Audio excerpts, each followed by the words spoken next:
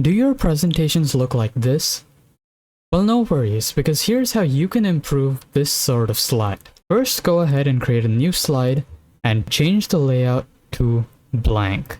Then insert a transparent PNG of your preference. Then go ahead and change the background of your slide by right-clicking and clicking on Format Background. Then change the solid to a color that you like. Now go ahead and reposition your PNG so that only the bottom part is visible, just like that. Now insert your title text. Then insert a line by going to Insert Shapes, then clicking on the line, and underline your given text. Make sure to hold down Shift while doing this, as this makes the line straight. And make sure to break the line when the text goes under it. Once you've made the first line, right-click it and click on Format Shape. Then change the width to 3 pixels and change the cap type to round. Now, once you have this, you can duplicate this line by holding Ctrl and dragging it across. And like this, you can complete the line throughout your title. Then insert a text box for your first point. Then go ahead and add another line as follows. This time, change the width to 1.5 pixels and once again change the cap type to round.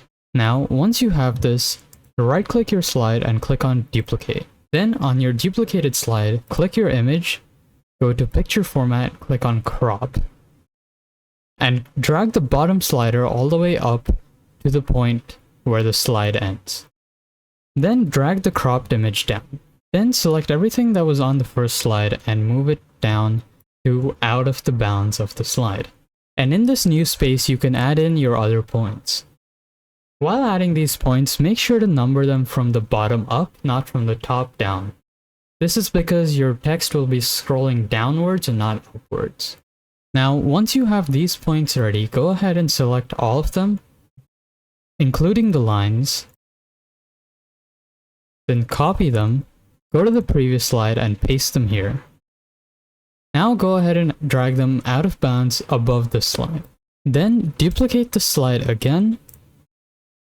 Select your image and repeat the process as previously mentioned. Now, once you have your cropped image, here you can select your old points out of bounds and go ahead and delete them.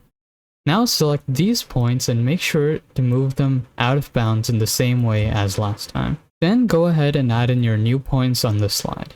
Now, once you have your new points, go ahead and select them, including the lines, and copy them and paste them on the previous slide just like last time, and move them out of bounds above the slide. Now, once you have the setup ready, select all 3 slides, go to Transitions, and click on Morph.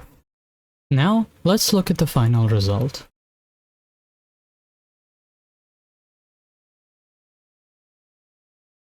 So if you did find this tutorial helpful or useful, make sure to like and subscribe to stay tuned with more tutorials, tips, and tricks on our channel.